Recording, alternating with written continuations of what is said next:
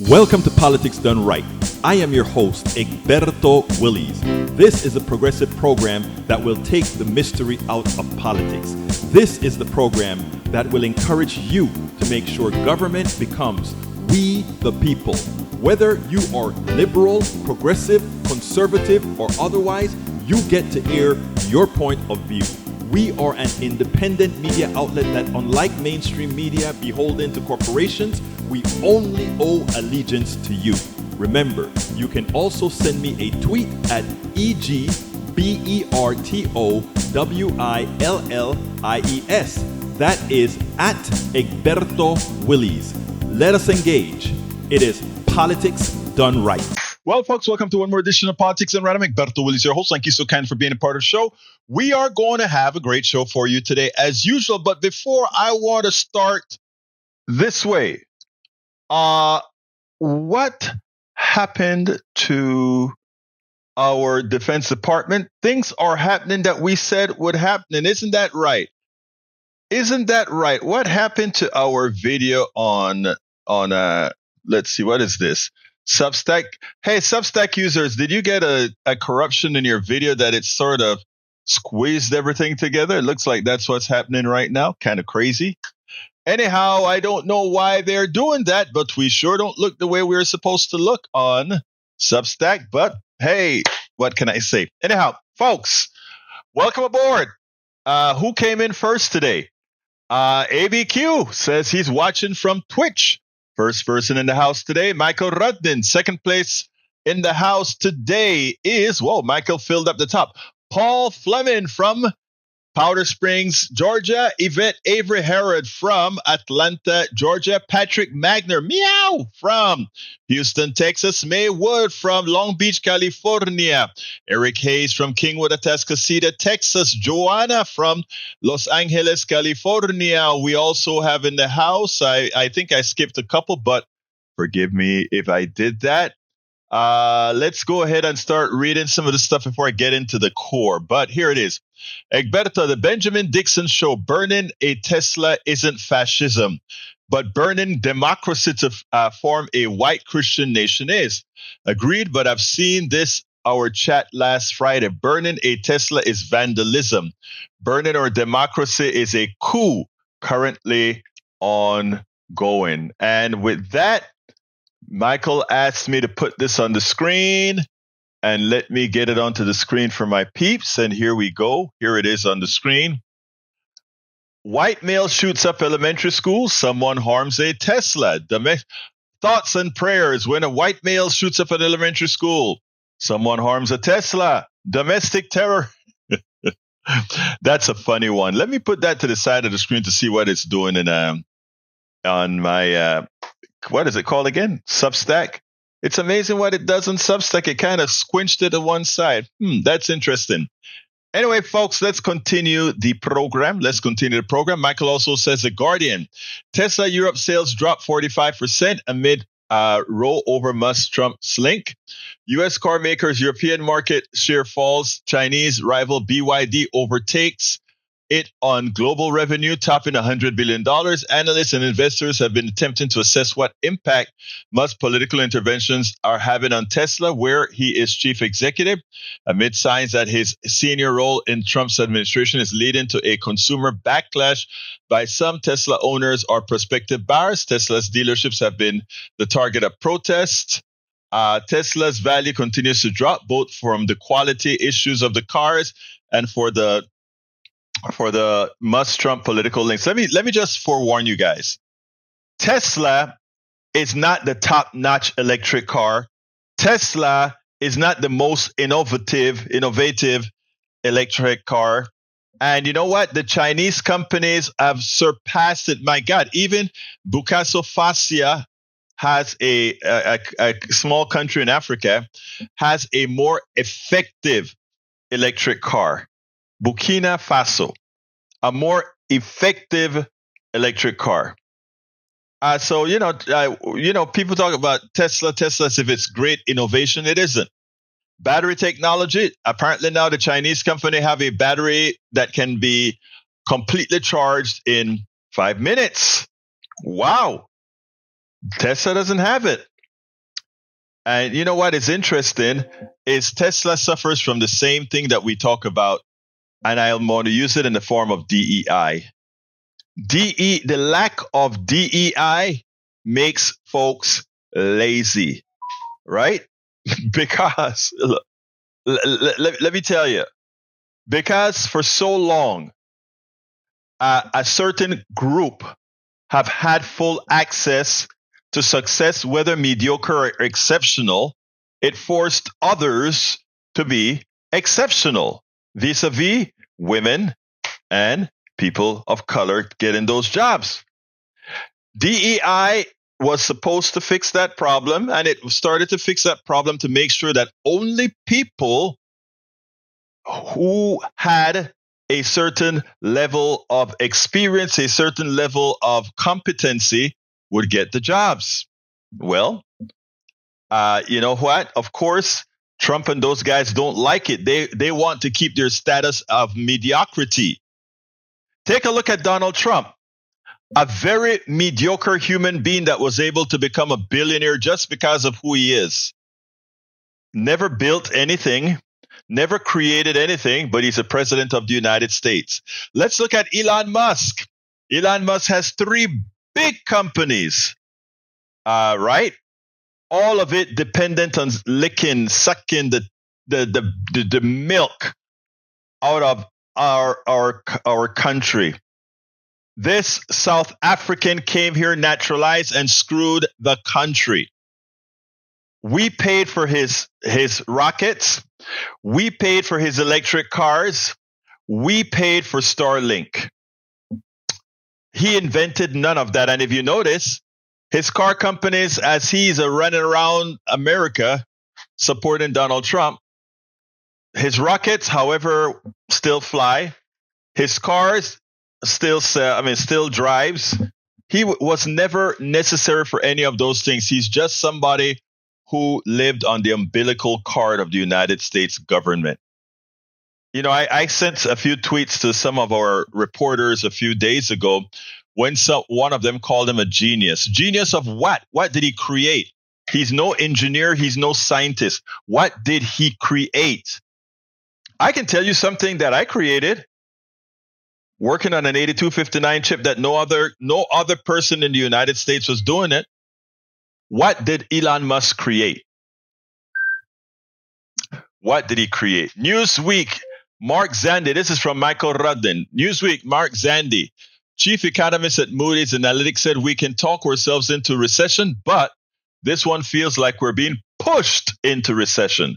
Trump has already done more than enough to trigger a recession. A stable economy promotes national well-being, yet Trump and Musk have been agents of chaos, running his revanchism playbook and doing an open embrace of fascism. High tariffs, trade wars, antagonizing allies, racist roundups, mass deportation, nutters and robbers, barons in his administration.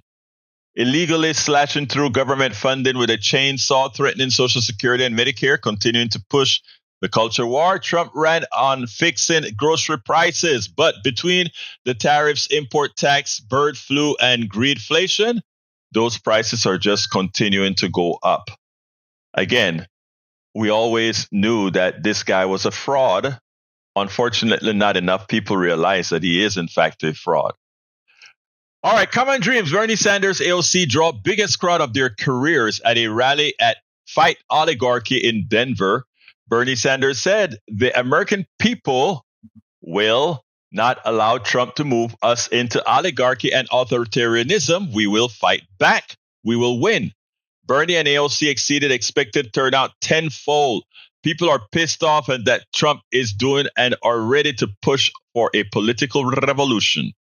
Get big money out of politics, make our government for the people and not the donor class, tax the rich and their corporations, spend that tax funding on infrastructure investment, social welfare programs to restore the middle class in the country. After all, the rich only got rich by having a rigged economic system that ripped the money away, ripped off the American people. All right, continuing. Let's see what we got here. Para ver.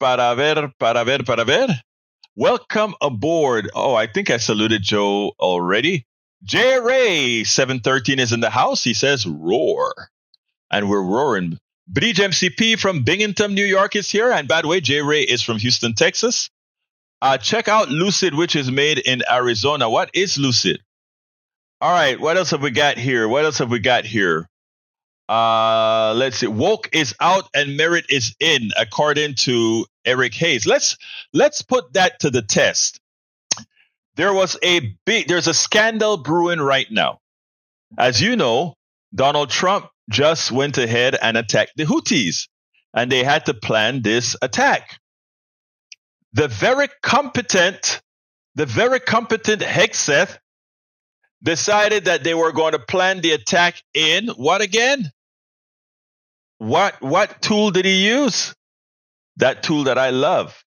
And you know what it's called? Signal. They plotted in Signal, but that wasn't the only mistake that they made. Remember, we told you this guy was inept. This guy had no competency. We replaced a very competent defense secretary with a drunk with a TV show that served on the National Guard with nothing special. DEI? We needed DEI to keep him out, because now all these they went ahead and applied. They prepared the attack on what again?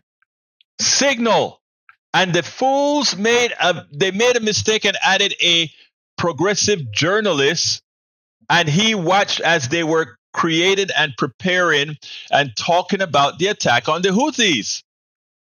It's amazing.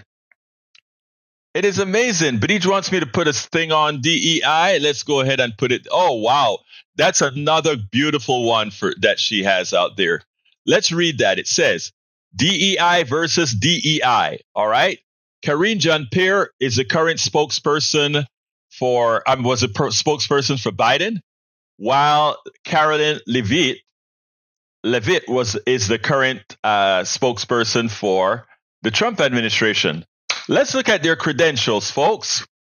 And the same could have been applied to Hegseth versus Austin, right? New York Institute of Technology, Bachelor's of Science. Columbia University, MPA. Lecturer in International and Public Affairs at Columbia University. Senior Advisor and National Spokesman, MoveOn.org. Spokeswoman, that is. Political Analyst, NBC News and MSNBC. Regional Political Director for the White House Office of Political Affairs. Deputy Campaign Manager. Senior Advisor to Joe Biden 2020 presidential campaign. Fluent in English, French, and Asian Creole. Experience continue, but too much to display in a meme. But let's look at our spokesperson on the right, Caroline Levitt. Softball scholarship, St. Anselm College, BA. Trump assistant, MAGA spokesman, Fox News intern, violated campaign finance laws and never paid, married a 60-year-old multimillionaire at age 27, blonde. It only gets worse. So let's be clear here, folks. DEI, this is why we need DEI, to prevent incompetent folks from getting positions they neither earned nor deserve. All right, what else have we got here? Yvette Herod is in the house. I think I saluted you, sis. All right, slip of the tongue. The rumors of KGB in a cabinet meeting today. Trump said he was activated. Oh, Lord. Trump, that must have been a joke, right? Trump says he got activated last week in disturbing slip up amid fears he's a Russian asset. Oh, wow. A former Soviet intelligence. I can't. Thank you for putting this out, sis. But I would have to take a further look on this one before I kind of put it into the story. Let's get back to my chat somehow. Whoa. Chat, where are you? There we go. I almost lost my chat. Okay, what else have we got here? Let's see. E2247 says International Day for the Right.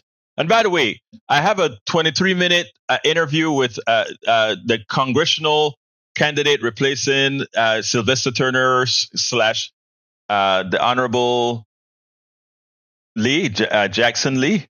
So please go ahead and if you can call now if you want to say something before I go to the video. 281-823-7747. All right, Paul Fleming says, hit that like button. Yes, hit that like button, folks, on both Facebook, and hit the up arrow or the thumbs up on YouTube. All right, E2247 says, International Day for the Right to the Truth Concerning Gross Violation of Human Rights and the Dignity of Victims in honor of Saint Oscar Romero's life and witness. E2247 also says, the greatest works of liberation theology are not written. They've lived in people such as Archbishop Oscar Romero in El Salvador. Remember, he got killed. Do you remember that? All right. And Contemporary Catholic Conversations, Michael Lee, the Liberation Spirituality of Oscar Romero, and the link is there. All right. Let's see what else we have that I need to read. Cease from Paul Fleming, C-SPAN.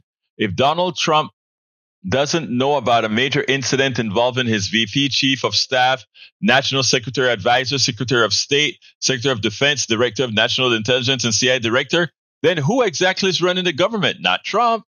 Trump on his cabinet members using Signal to text war plans to a reporter. I don't know anything about it. I'm not a big fan of The Atlantic to be anything about it. I'm not a big fan of The Atlantic. Poor thing. I feel for him. His ineptitude, right? Okay, let's. All right, Ray Brackens is in the house. What's up, Ray? Talk to me.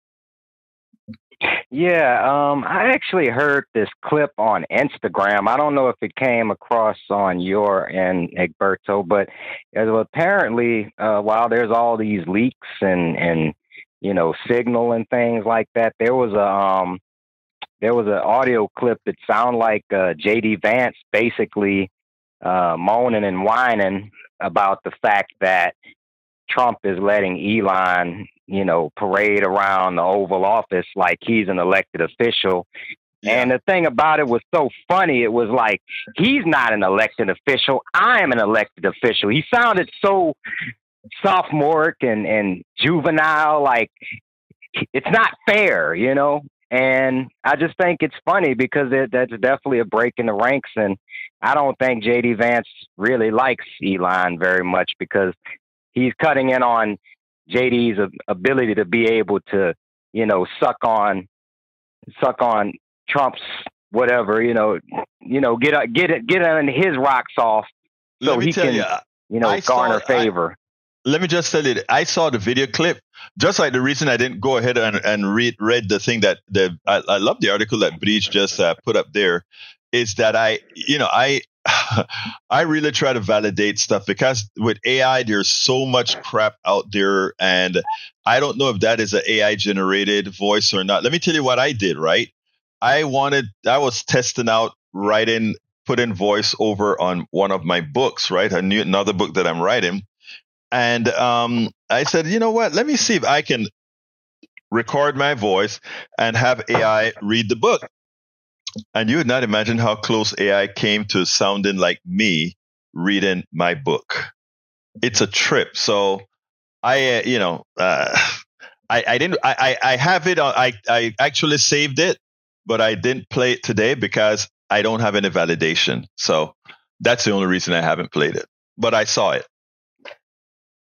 Okay, yeah, well, that's fair enough, Egberto. And just with that being said, you have to be, extra diligent with these type of things because of deep fakes floating around out there. But exactly. I mean, it's very plausible that it was a real clip because J.D. Vance does sound. I think it's real. Don't get me wrong. I think it's real. The only thing I know is that I am biased and I could be wrong. So I don't want to put that out there and mess with my credibility. That's all. No, you have a reputation. I understand, Egberto. But that's all I really wanted to throw out there. It actually made me laugh because it was almost like J.D. Vance sounded like the SNL caricature of himself. Yes, yes. But anyway, thank you, my brother. Today I'm playing the interview with Amanda Edwards. So I'm going to play that now, and then we'll finish on the other side. All right. All right, bro. I'll watch and see what you got to say. Thank you, brother. Peace. All right, folks. The replacement for the Honorable Sylvester Turner, who honorably replaced Sheila Jackson Lee.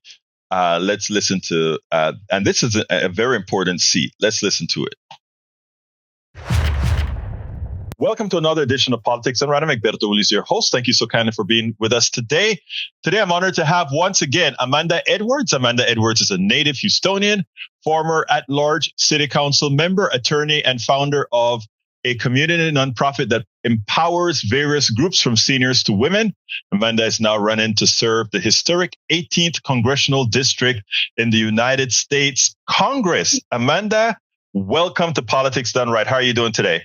I'm well. How are you? I am doing fine. And it's interesting because you are also on the road. You've already started campaigning. Is that right? Have already started campaigning on Wednesday.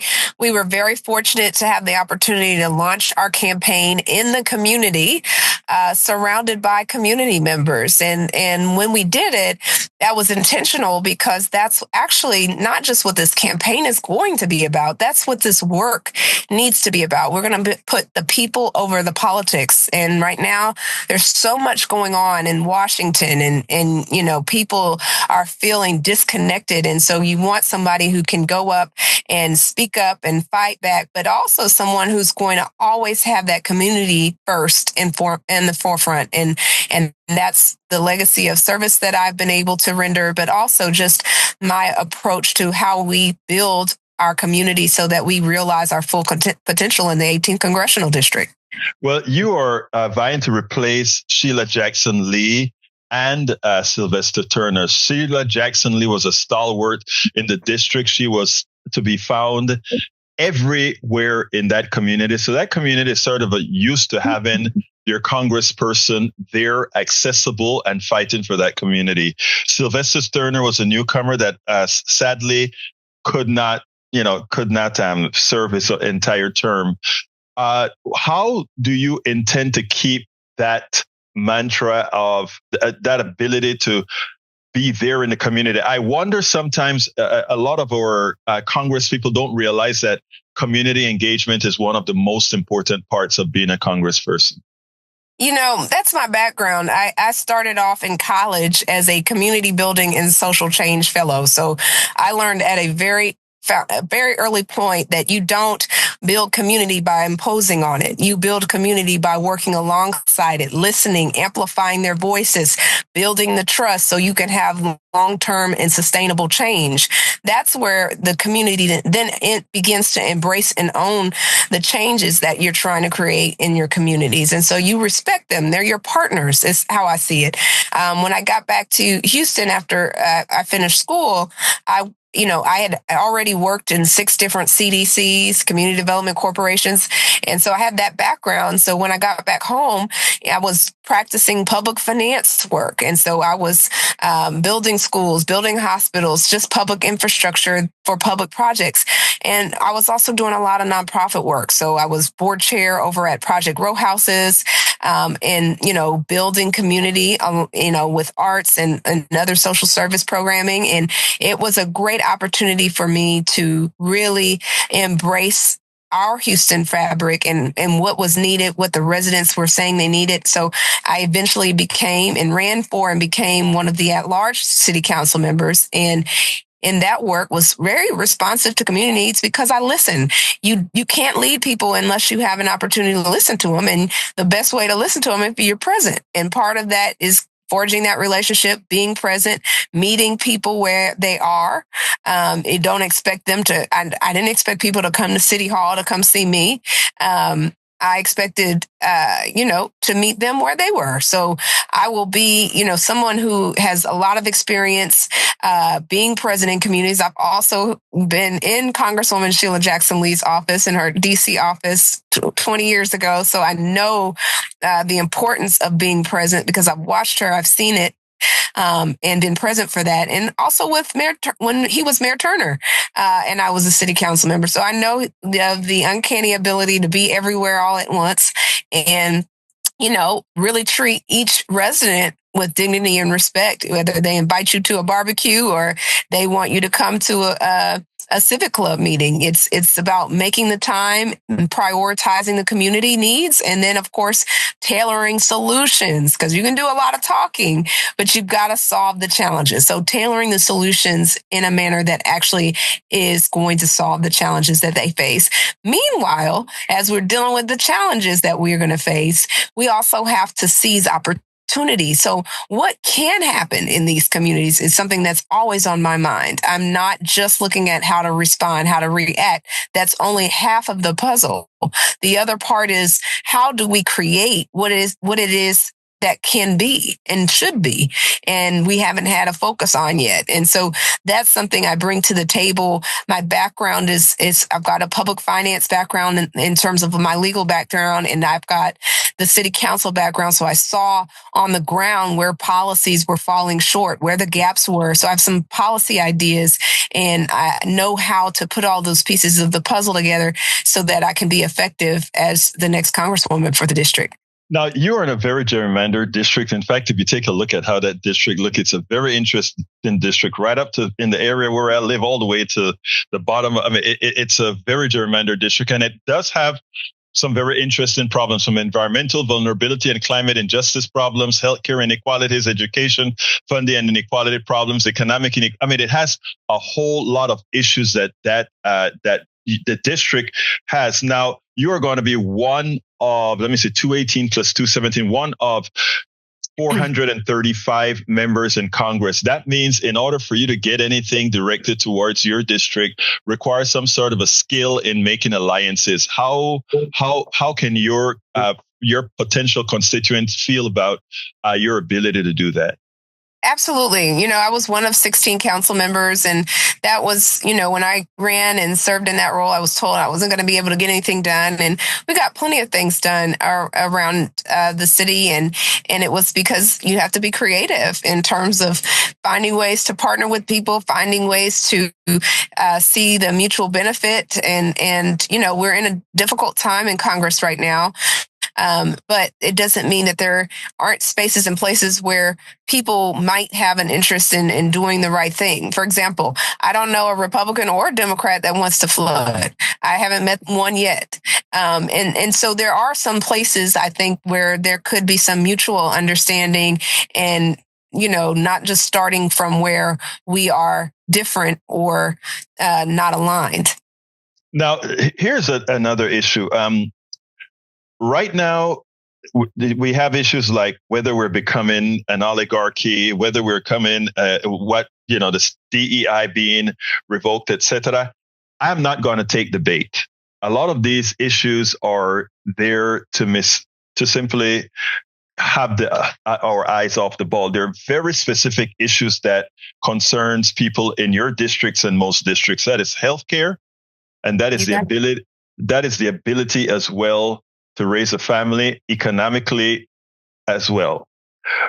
What can you say that you will do to ensure that you form alliances to do just that? DEI is important. I'm not saying that becoming a fascist country is important, but if you have the will of the people, fascism wouldn't occur. So what would you suggest? Well, you just highlighted my top two priorities, which is healthcare and economic opportunity.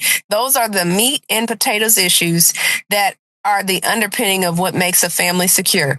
And so if you don't have your health, you don't have anything, right? And so healthcare access is being peeled back as we speak. There was an executive order that President Trump signed to repeal or go back on the negotiated pricing for prescription drugs that were part of the Medicare changes that took place.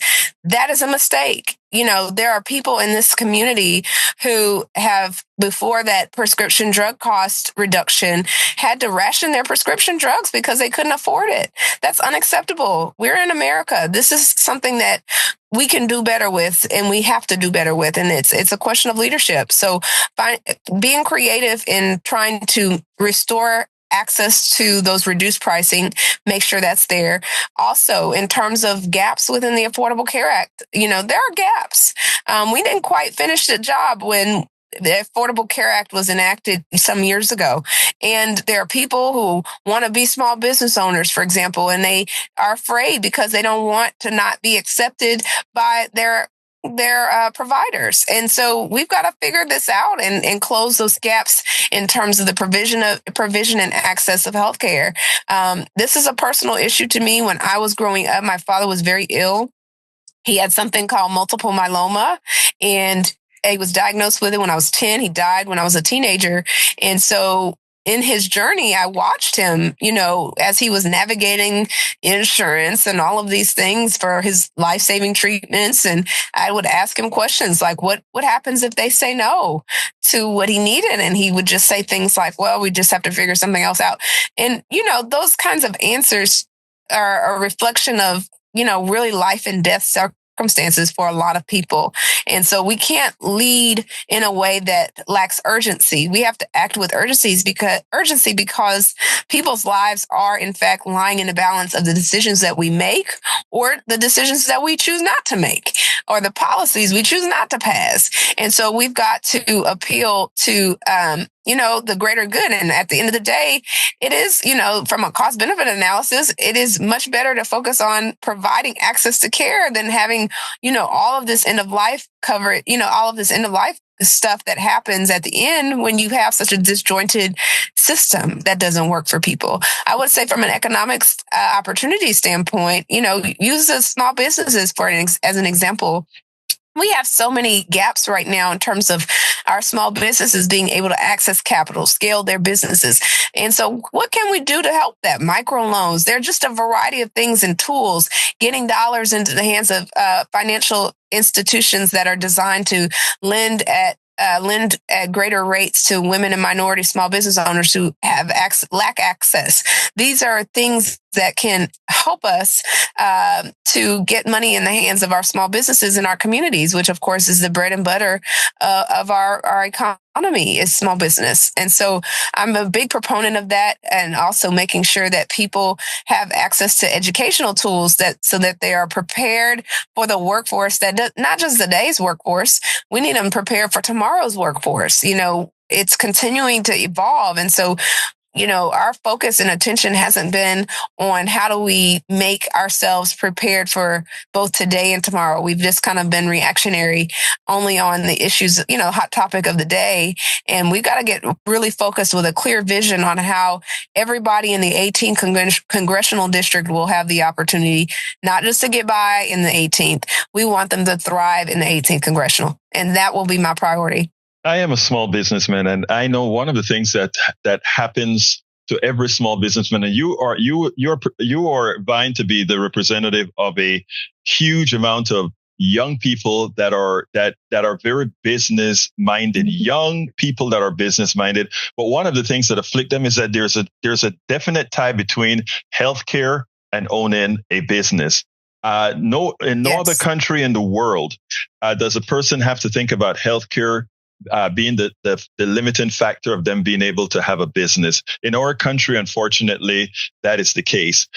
We have not, when I say we, I shouldn't say we as a person asking the questions, but Democrats as a whole have not really differentiated themselves from Republicans in seeking a just healthcare system that acknowledges that healthcare humanely should be a human right. And as such, we shouldn't have to have these machinations for healthcare.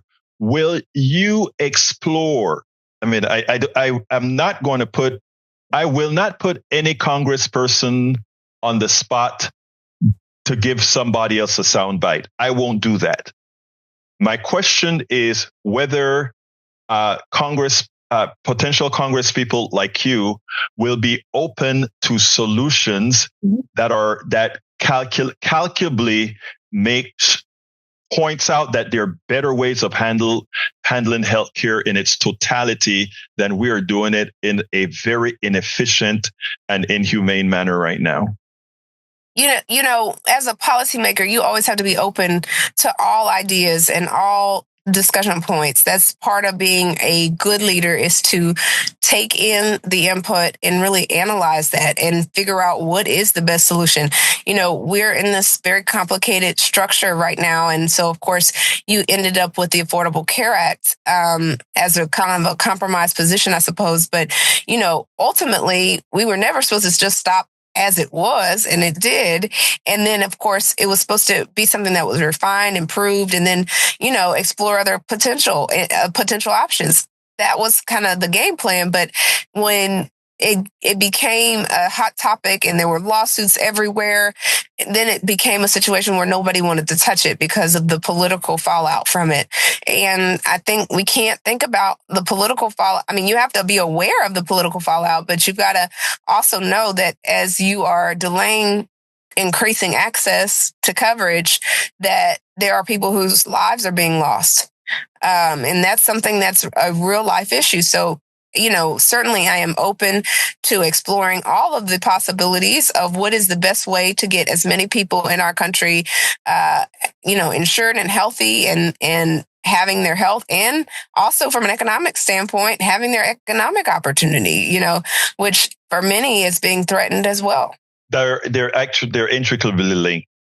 Healthcare and economic viability, they're intricately linked. And again, I just want to make sure one thing. The thing that I find most concerning all of the times is that too many times the choices that are made are not necessarily made for the people in the community, but the business people.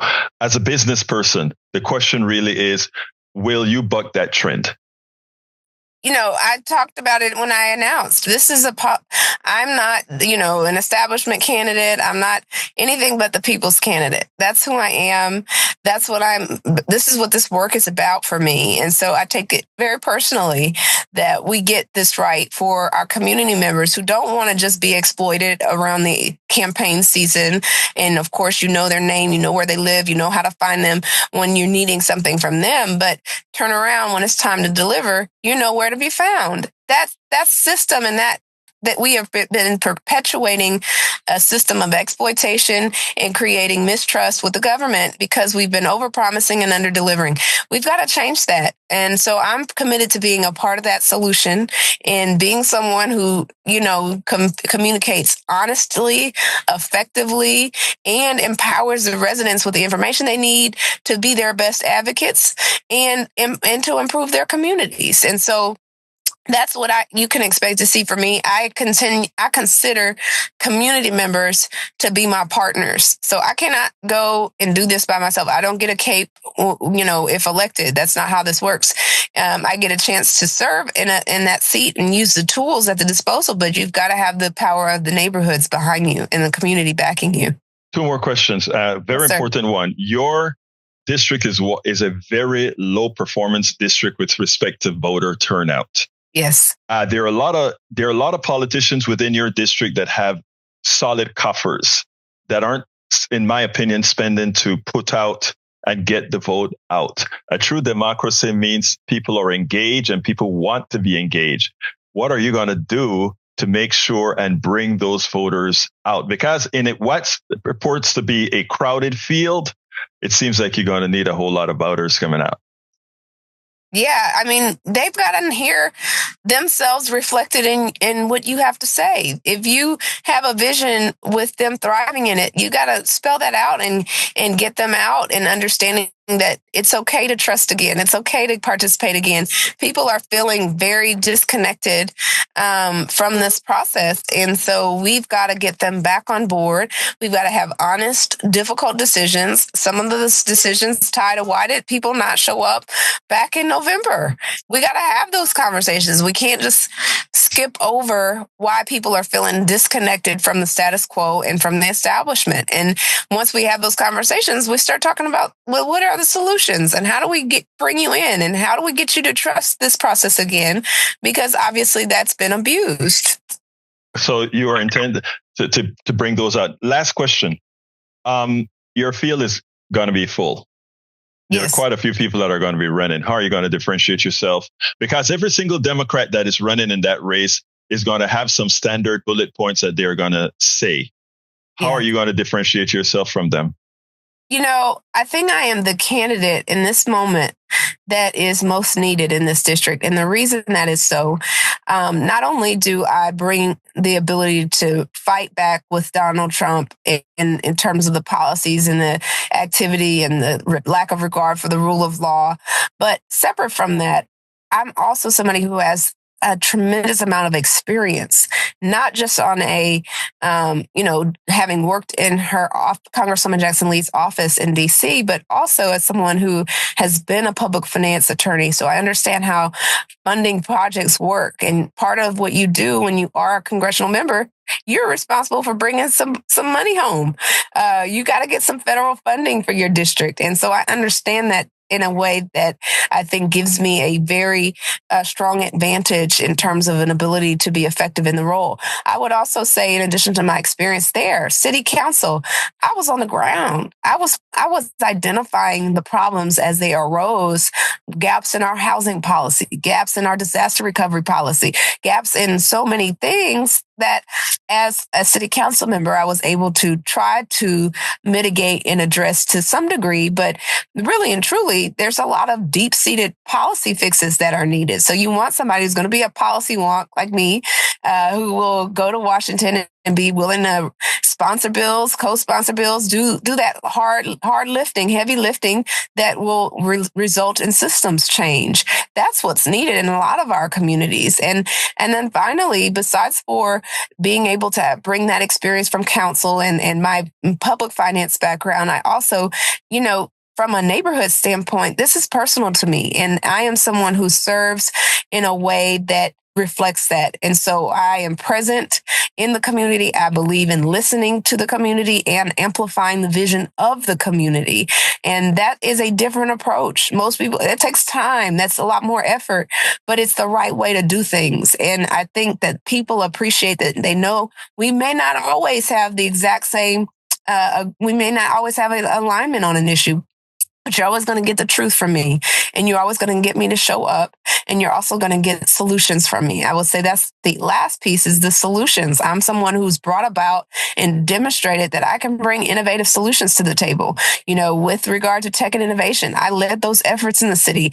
We didn't have investment in our startups, and so now we have an innovation district. We increased our investment in startups by, exponentially as a result of the work that we did, and so that's an example of that among many others. So I think if you're looking for somebody who's going to be able to fight, someone who knows how to hit the ground running on day one because of her experience, someone who's going to bring innovative solutions to the table, we cannot fight and go about things the same way as we always have, because these are different times and they call for different measures and different leaders. And I bring that type of leadership that I think the district needs. How can they reach you? www.edwardsforhouston.com is our website. I'm also on social media, so you can follow me on X, AK Edwards TX, or Facebook. You can follow me, Amanda K. Edwards TX, or Instagram, Amanda K. Edwards TX. And I have TikTok and all of the other things. So all the rest. Thank you. And Blue Sky. I was about to ask you about Blue Sky. We have Blue Sky. Yes. Okay. Yes. Excellent. Anyway, folks, Amanda Edwards, she's running for historic district 18 congressional, the 18th congressional district, replacing Sheila Jackson Lee and Sylvester Turner. Thank you so kindly for having been on Politics Done Right. Thank you so much for having me. All right, folks, I hope you enjoyed that. Before I get busy, I want to point out something that's very important. We got a new limerick from our poet laureate, and you know who that is, El Señor Zarnik. Anyway, here it goes. Every day we learn of one more agency's destruction. Immigration goons conduct another legal ICE abduction. Judges are attacked. Trump officials guilty of obstruction. Billionaire bros threaten to end the Social Security, while MAGA folks own the libs with gleeful animosity. And France wants back their Statue of Liberty. Cybertrucks are burning and crashing. Executives, their Tesla stocks are cashing. As Elon Musk, in dark MAGA fashion, into the Oval Office and DOD in dashing. Against the media, Trump's teeth are gnashing. And GOP reps, them policies are trashing. For the poor, sick, and elderly, they have no empathy or compassion. It doesn't take a genius to understand their deduction. To school children, it should be basic instruction. The point of Doge is not efficiency, but cruelty. So Musk should stick with what he does best. Rocket ships, EV production, and oh yes, as father of 14 kids, he's also a whiz. A human reproduction. Ha! Perfecto, hermano, perfecto. Okay, I have time for our last video. Barely. So let's go ahead and get busy with that, and then we'll close this baby down.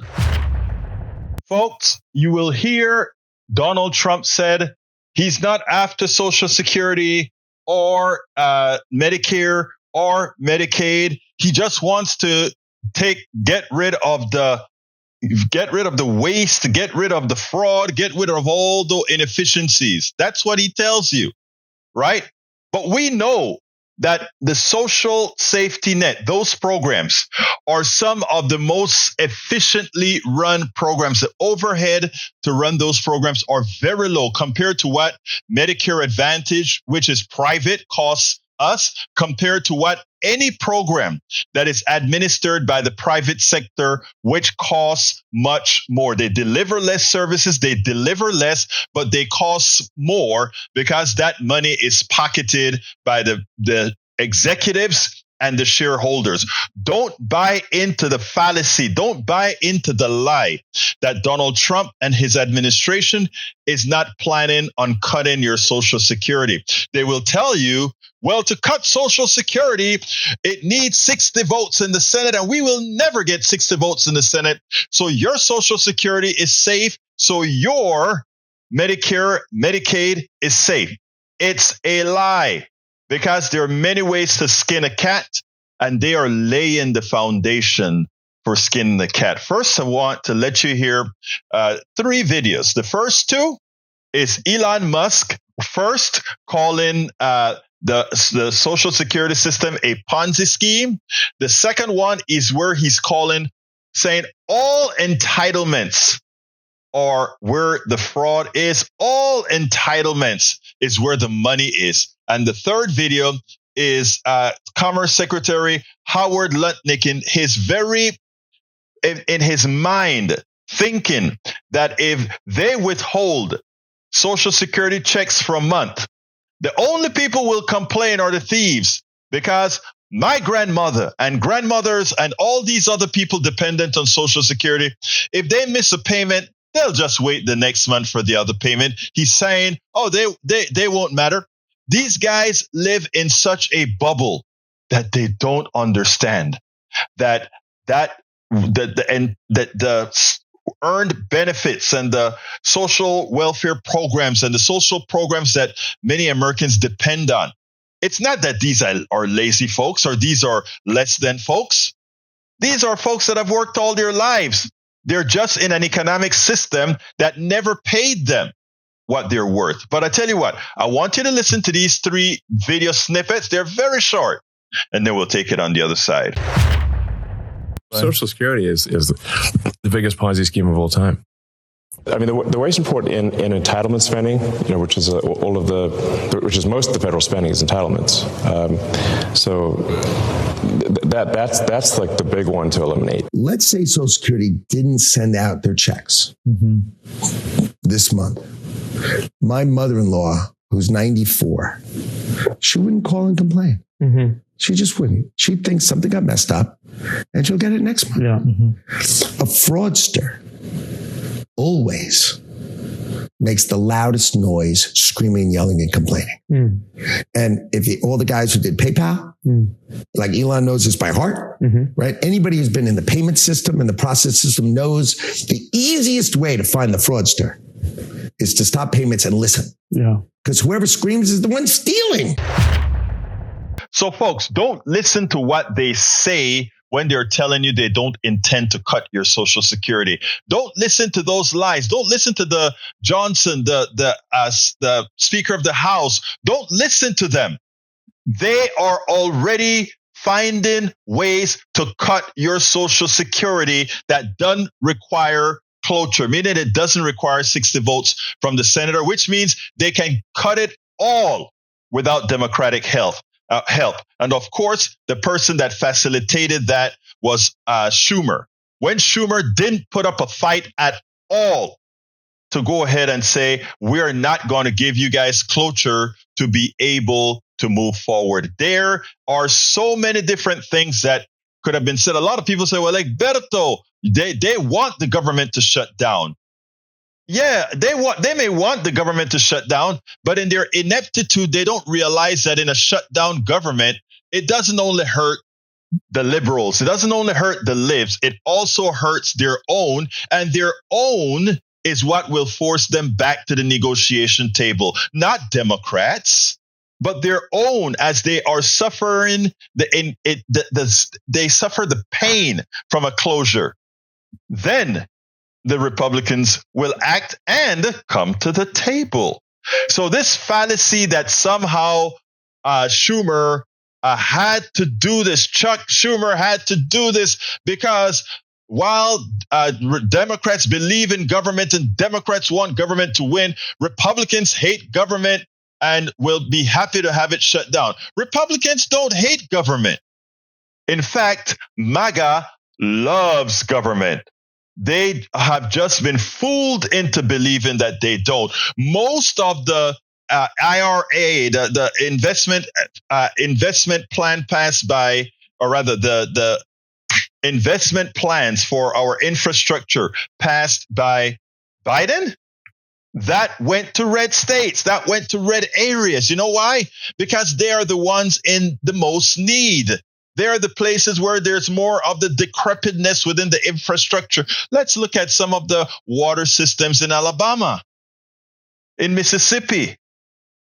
Folks, don't be fooled by the rhetoric. They're coming for your Social Security. And to my MAGA brothers and sisters who don't believe, they don't care about you. You are just a means to an end.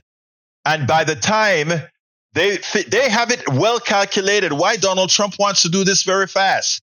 Because by the time you find out that you've been had, he doesn't have to care about getting another vote. He doesn't have to care about, well, Congress is not going to follow my lead anymore because MAGA is starting to see that they've been had. Well, MAGA, I'm here to tell you, you have been had. So it's time for us to join together and ensure that these guys, one, don't cut your Social Security, Medicaid, Medicare, SNAP, or any of that. And two, make sure that we don't give a humongous tax cut that all of us pay for in transferring our wealth to the rich. We have an economic system that have not paid our lower classes, our working classes, what they deserve, what they've earned. And to mitigate that, that's why we need a social safety net. You know why Walmart can make so much profits? Because they don't pay their employees. But you know who pay their employees? All of us that are working otherwise that pay into taxes. We pay their Walmart employees through SNAP, Medicaid, etc. If we want to clear all that up, make sure that people can have a living and earning a living wage where they can survive. They're coming for the social safety net. They're coming for your Social Security, your Medicaid, your Medicare, and all of it. And if you doubt it, remember the words you've just listened to. They're absolutely coming for it, folks, and they're doing it in many different ways. Delayed payments, closing Social Security. None of this needs cloture. None of this needs 60 votes. Making sure that Social Security offices are closed. A lot of folks in Appalachia and the ghettos and the barrios, when they realize there's not an office close enough to them, but specifically in Appalachia and these areas, watch what's going to happen to these folks.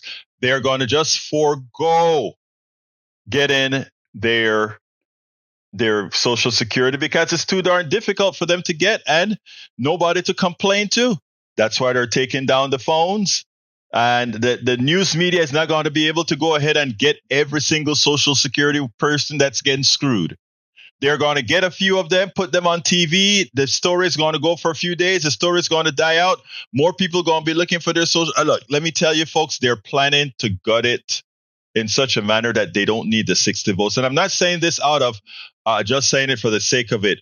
They've heard people say things like that before. We kill it with 1,000 slices. With 1,000 slices. Paul, and he's charging them. Yes. All right, we are at 3:59 at the end of the show. Egberto, stop giving them your validation by attending to them. Okay. Who are we talking about again? Who am I attending to again? I forgot who you mean. Anyhow, folks, we're at the end of the program. We're at 3:59. I'd like to ask those of you that are listening to please become supporters of our program. And how can you do that? You can become a supporter of our program. First of all, if you want hard copy of our books, you can just go ahead and get our books at politicsdoneright.com/books. Okay, if you want hard copies, all of the books also have hard copies. Additionally, here is the deal, folks. If you want to support this program, ensure that we can continue flooding the zone to make sure that people are aware, people are educated with this information, please go ahead and go to politicsdoneright.com/newsletter. Become a paid subscriber of our newsletter. Paid subscribers of our newsletters get to read all of those books that you see online there. You get to read them online. And you know what? If you become a founding member of our newsletter, I send you I send you a autographed copy of all of my books, hard copy for those who become founding members of Politics Done Right, the newsletter. It's called Egberto Off the Record. So just go to politicsdoneright.com/newsletter, politicsdoneright.com/newsletter. Join the PDR posse, become a paid member of the newsletter, or help us however you can. Now, there are a lot of different ways you can support us, and I have one more link for you. That is politicsdoneright.com/support. If you look at politicsdoneright.com/support, that gives you many different ways in which you can support us. Anyway, folks, I've got to get out of here. Love you all. My name is Egberto Willies. This is Politics Done Right, and you guys know how I end this baby. I am what? Out. We spend a lot of time deconstructing the news, trying to parse it into a form that everybody can understand. We try to find those little nitpicks where it flies above the fray, etc. If you really like these videos that we do, I want to ask a big favor. Please go ahead, number 1, subscribe to our channel, and number 2, please join if you can. Thank you so kindly for watching. Keep watching. Please remember to share. We must populate the entire internet with our progressive message, a message that we know is what most Americans say that they want.